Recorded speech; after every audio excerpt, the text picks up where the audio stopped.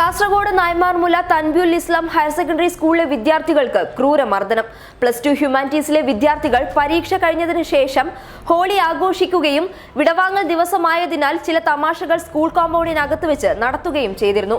എന്നാൽ പുറത്തുനിന്ന് സ്കൂൾ അധികൃതരുടെ ഒത്താശയോടുകൂടി എത്തിയ നാട്ടിലെ ചില യുവാക്കൾ വിദ്യാർത്ഥികളെ ക്രൂരമായി മർദ്ദിക്കുകയായിരുന്നു.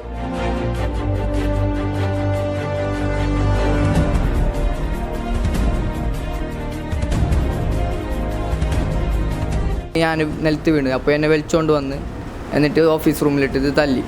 +2 ഹ്യൂമാനിറ്റീസിലെ വിദ്യാർത്ഥിയായ സുഫൈലിനെ കോമ്പൗണ്ടിന് അകത്ത് ഹോളി ആഘോഷിച്ചു എന്ന ആരോപണമുയർത്തി പടക്കം പൊട്ടിച്ചു എന്ന് പറഞ്ഞ് മുഖത്തേക്കും വയറിലേക്കും ഇടിച്ചതിനു ശേഷം സ്റ്റാഫ് റൂമിലേക്ക് വലിച്ചു കൊണ്ടുപോവുകയായിരുന്നു. ഇതിന്റെ അടയാളങ്ങൾ സുഫൈലിന്റെ ദേഹത്ത് കാണാനും സാധിക്കും.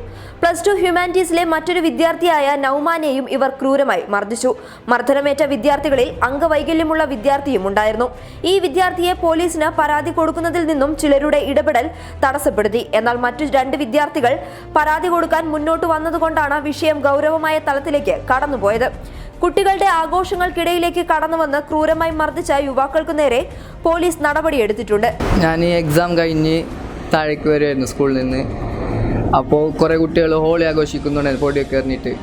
അവിടുന്ന് ഞാൻ പുറത്ത് ഗ്രൗണ്ടിലേക്ക് ഇറങ്ങുമ്പോൾ നാട്ടാറും കമ്മിറ്റിക്കാരൊക്കെ വന്നിട്ട് കിട്ടുന്നവരൊക്കെ പിടിച്ചിട്ട് കൊണ്ടുപോയി. അതിൻ്റെ ഇടയിൽ നിന്ന് ഞാൻ നിലത്ത് വീണു. അപ്പോൾ എന്നെ വലിച്ചുകൊണ്ട് വന്ന് എന്നിട്ട് ഓഫീസ് റൂമിലിട്ട് തല്ലിയത് 4-5 പേരുണ്ടായിരുന്നു. എനിക്ക് 4 പേരുടെ പേര് അറിയാം. അമീന്, ഈ നൗഫൽ, പിന്നെ നൂറുദ്ദീന്. മർദ്ദിച്ചെങ്ങനെ അല്ലെങ്കിൽ കയ്യിൽ തന്നെ തച്ചത് എന്താക്കിയതല്ലോ.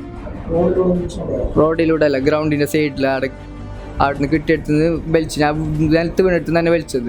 തൻബ്യുൽ ഇസ്ലാം ഹയർ സെക്കൻഡറി സ്കൂളിൽ ഇത്തരത്തിൽ പുറത്തു നിന്നുള്ളവരുടെ ഇടപെടൽ സർവ്വസാധാരണമായിട്ടും സ്കൂൾ അധികൃതർ ഒത്താശ ചെയ്യുന്ന കാഴ്ചയാണ് കണ്ടുവരുന്നത്. വിദ്യാർത്ഥികൾ അതിരുകടക്കുമ്പോൾ നിയന്ത്രിക്കാൻ തൻബ്യുലിലെ അധ്യാപകർക്ക് സാധിക്കുന്നില്ലേ? ഇത്തരത്തിലുള്ള ആക്രമങ്ങൾ പുറത്തുനിന്നുണ്ടാകുമ്പോൾ അധ്യാപകർ കയ്യും കെട്ടി നോക്കി നിൽക്കുന്ന കാഴ്ചയാണ് പല സമയങ്ങളിലും കാണാറുള്ളത്. അക്രമത്തിൽ പരിക്കേറ്റ നൗമാനെയും സുഫൈലിനെയും സ്വകാര്യ ആശുപത്രിയിൽ പ്രവേശിപ്പിച്ചു. തന്നെ തല്ലിയവരിൽ പുറത്തുനിന്ന് വന്ന 5ഓളം യുവാക്കൾ ഉണ്ടായിരുന്നുവെന്ന് സുഫൈൽ പബ്ലിക് കെയറിലോട് പറഞ്ഞു. ഇത്തരത്തിലുള്ള സംഭവങ്ങൾ കാസർഗോട്ടെ പല വിദ്യാലയങ്ങളിലും സർവ്വസാധാരണമായിരിക്കുകയാണ്. വിദ്യാർത്ഥികളെ നിയന്ത്രിക്കാൻ അധ്യാപകരുണ്ടാകുമ്പോൾ സ്കൂൾ കോമ്പൗണ്ടിന് അകത്ത് കയറി വന്നുള്ള നാട്ടുകാരുടെ ഈ പ്രവൃത്തി ചോദ്യം ചെയ്യപ്പെടേണ്ടതാണ്.